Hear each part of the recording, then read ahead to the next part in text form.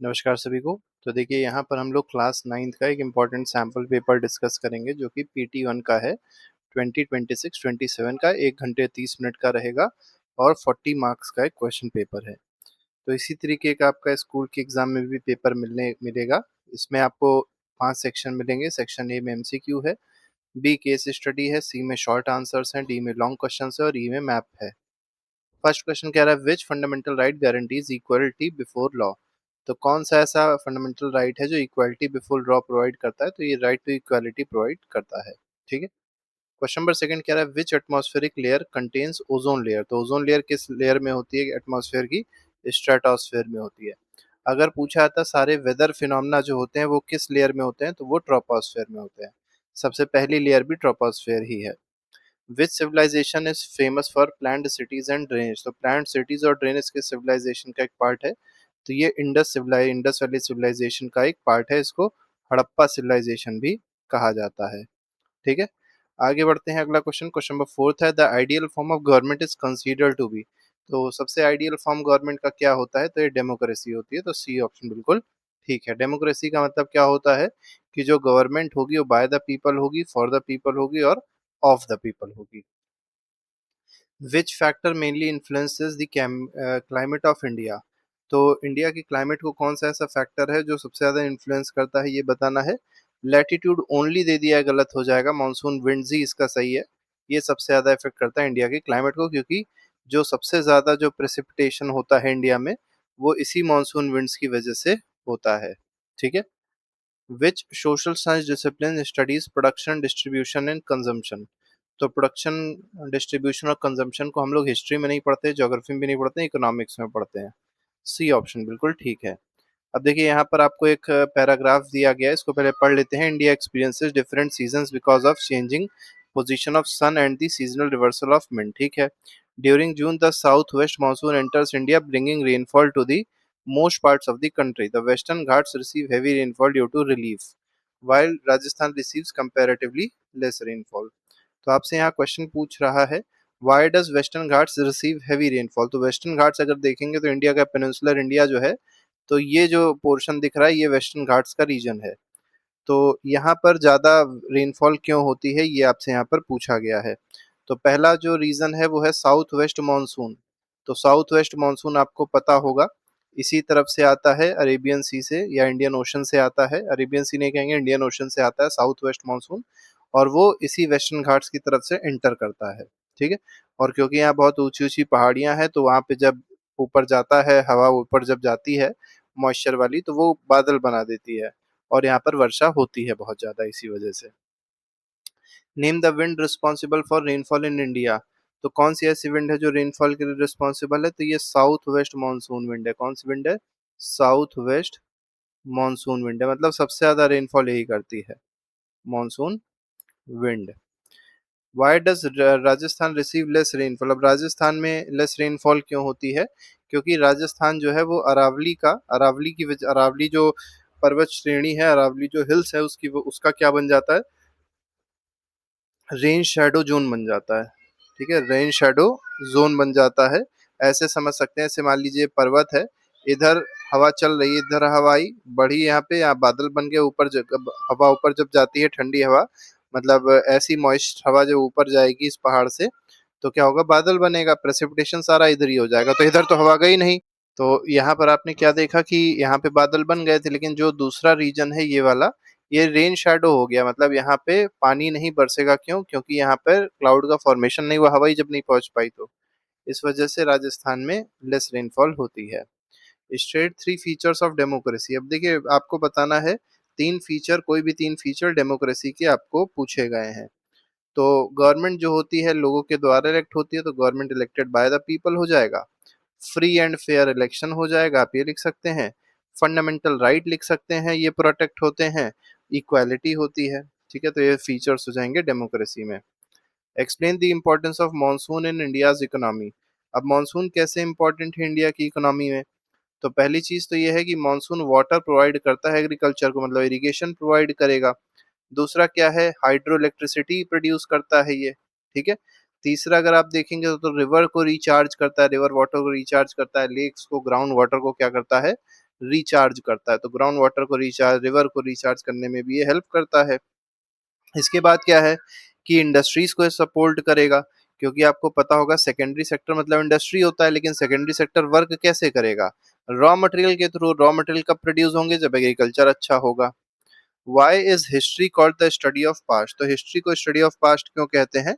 देखिए हिस्ट्री में क्या होता है, इसको स्टडी ऑफ पास्ट इसलिए कहा जाता है क्योंकि इसमें हम लोग आर्कियोलॉजिकल रिमेन्स की स्टडी करते हैं, इंस्क्रिप्शन की स्टडी करते हैं, कॉइन्स की स्टडी करते हैं, रिटन रिकॉर्ड्स जो होते हैं पुराने उनको स्टडी करते हैं। तो इन सब चीज़ों की जब स्टडी करी जाती है और इससे हम लोग पता कर पाते हैं कि जो पहले टाइम पे सोसाइटी थी, जो लोग थे वो किस तरीके से चेंज हुए, मतलब आज के समय में और पहले के समय में क्या डिफरेंस था, पहले के समय किस तरीके से सोसाइटी रहा करती थी, कैसे लोग क्या काम किया करते थे, वो सारी चीजें हम लोग को हिस्ट्री से ही पता चल जाती है, इसीलिए हम लोग हिस्ट्री को स्टडी ऑफ पास्ट कहते हैं।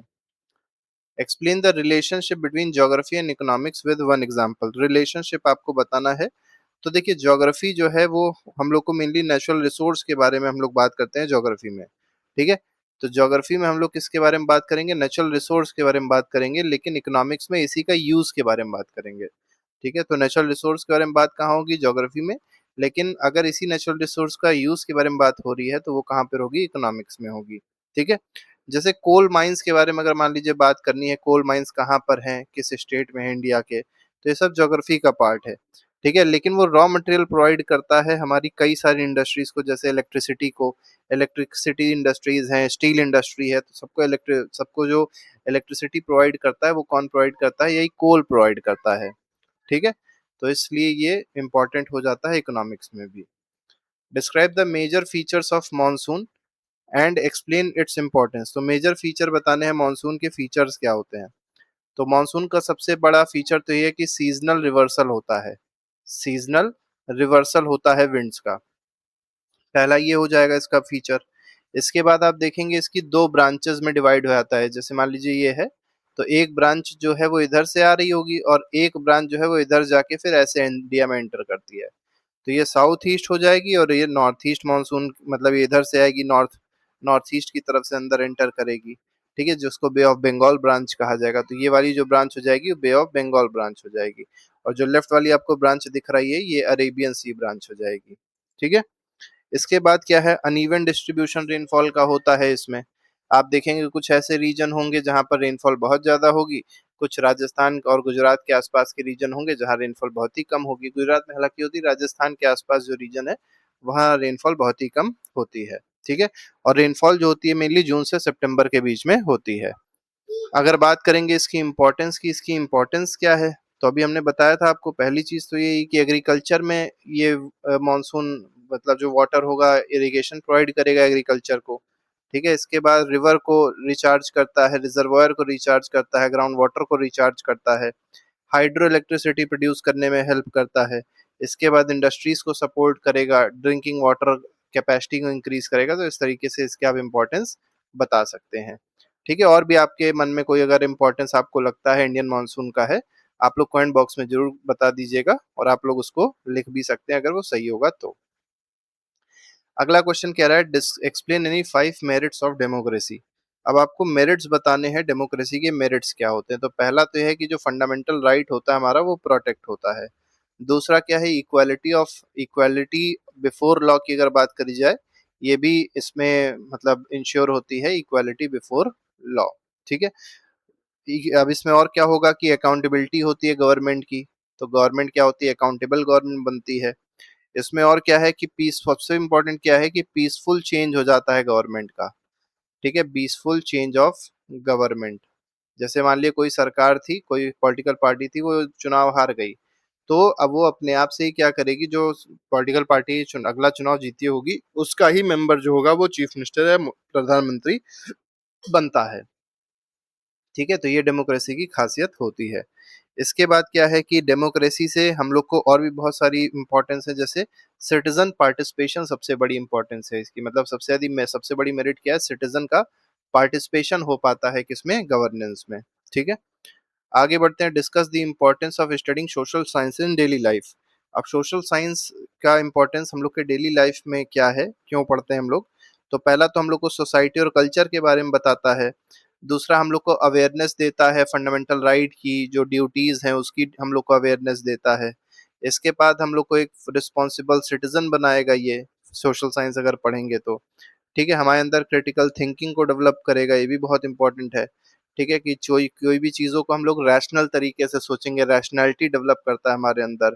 ठीक है, और क्योंकि ज्योग्राफी पढ़ रहे हैं तो इन्वायरमेंट भी पढ़ेंगे, और इन्वायरमेंटल जो प्रॉब्लम्स आजकल हम लोग फेस कर रहे हैं, जो अर्थ फेस कर रही है, उनको कैसे टैकल किया जाए, वो सारी चीज़ें हम लोग इसी सोशल साइंस से पढ़ते हैं। Explain the main feature of Indian Indus valley civilization. अब इस इंडस वैली सिविलाइजेशन के कुछ इंपॉर्टेंट फीचर्स बताने हैं जो आपको पूछे गए हैं। तो पहला तो ये है कि वेल प्लान्ड सिटीज थी। तो पहला तो आप ये लिख सकते हैं, जो सिटीज थी वो वेल प्लान्ड सिटीज थी। ठीक है, दूसरा क्या लिख सकते हैं, ड्रेनेज सिस्टम बहुत अच्छा था। ड्रेनेज सिस्टम जो था बहुत ही टेक्निकल था। ठीक है, ड्रेनेज सिस्टम बहुत अच्छा था, एडवांस्ड था। ठीक है, इसके बाद क्या है कि स्टैंडर्ड वेट और मेजर्स को यूज किया जाता था। मतलब जो बांट वाट होता है जिससे वेट वेट मेजर करते हैं, वो स्टैंडर्ड हुआ करता था। ठीक है, तो स्टैंडर्डाइज्ड हुआ करता था वेट और मेजर्स। इसके बाद ग्रेट बाथ बता सकते हैं कि ग्रेट बाथ देखने को मिला, जहाँ पर रिचुअल बाथ हुआ करता था मोहनजोदाड़ो में। इसके बाद एग्रीकल्चर, ट्रेड, क्राफ्ट इंडस्ट्रीज, ये सब बहुत ज़्यादा डेवलप्ड थी। तो एग्रीकल्चर बहुत ज़्यादा डेवलप था, क्राफ्ट बहुत ज़्यादा डेवलप था, क्राफ्ट इंडस्ट्रीज या हैंडीक्राफ्ट बहुत ज़्यादा डेवलप था। तो ये सारी चीज़ें जो थी बहुत ज़्यादा डेवलप्ड थी इंडस वैली सिविलाइजेशन के पीरियड में। On the outline map of India locate the end label the following. तो देखिए लोथल कहाँ पे है, ये आपको बताना है। तो जैसे इंडिया का मैप देखेंगे, तो ये मान के चलिए ऐसे करके इंडिया का मैप है। तो लोथल अगर आप देखेंगे तो लोथल जो है, ये आपको इंडस वैली साइट मिलेगी लोथल, और ये आपके कोस्ट पे है गुजरात के। कालीबंगन कहाँ पे है, राजस्थान में है। ठीक है, अब ये सब आप थोड़ा सा खुद ही मैप पे देख लीजिएगा, एक बार गूगल सर्च करेंगे कालीबंगन तो आपको दिख जाएगा। राजस्थान में अगर आप देखेंगे तो यहाँ कहीं कालीबंगन पड़ेगा। मेहरगढ़ अगर आप देखेंगे तो ये पाकिस्तान आज के बलूचिस्तान में है, तो ये जो इस जगह पे होगा, मतलब ये इंडिया, क्योंकि उस समय पाकिस्तान भी इंडिया का ही पार्ट था, तो यहाँ पे आपको पाकिस्तान का बलूचिस्तान मिलेगा, जहाँ पे इस समय प्रॉब्लम चल रही है। तो एक नियोलिथिक साइट है बलूचिस्तान, वहां पर आपको मेहरगढ़ मिलेगा। ठीक है, तो इस तरीके से तो मेहरगढ़ भी अगर आपसे पूछा जाएगा तो आप बलूचिस्तान में लगा सकते हैं। तो इस तरीके से पूरा पेपर था। आई होप बहुत ज़्यादा बड़ा पेपर नहीं था, आसानी से आपको समझ में आ गया होगा। अगर किसी क्वेश्चन में प्रॉब्लम हो तो आप लोग कमेंट बॉक्स में मेंशन कर सकते हैं। अभी के लिए फिलहाल नहीं। Thank you very much, good bye, जय हिंद।